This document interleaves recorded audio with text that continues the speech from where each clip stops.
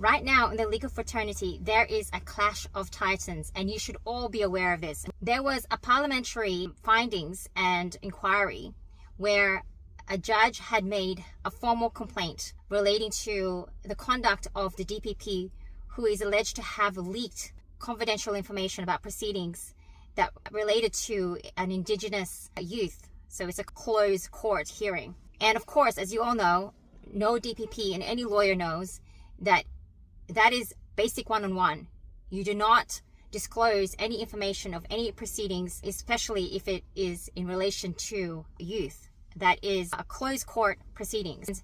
The DPP was found to have leaked information and even provided false evidence by a parliamentary process. The findings were made, and it was called upon for the Attorney General to remove the DPP from office. Now, this is a clash of titans. This is about a long feud between a judge and the DPP of New South Wales. Now, what the Attorney General has stated is absolutely outrageous and scandalous, outright rejecting the parliamentary findings, undermining the parliamentary process.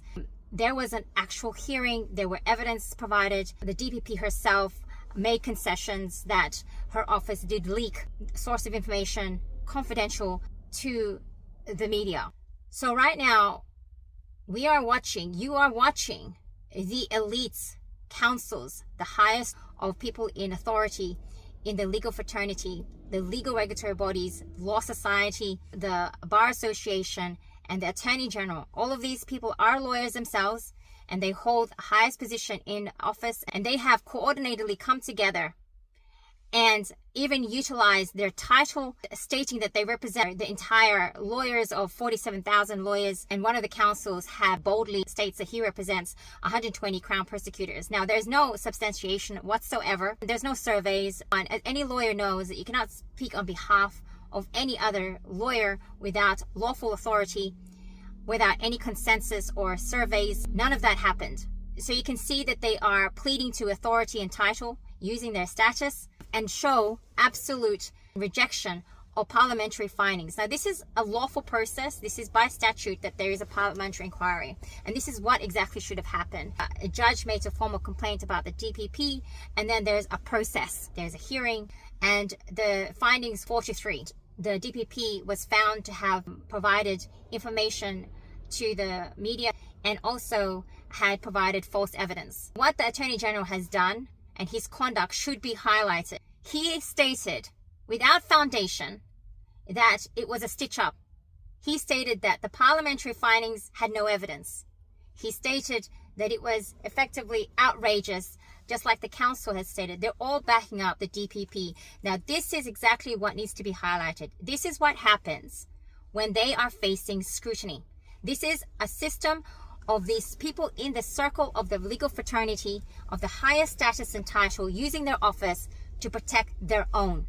Why is the Attorney General so emotional about protecting the DPP? And look how fast they come together.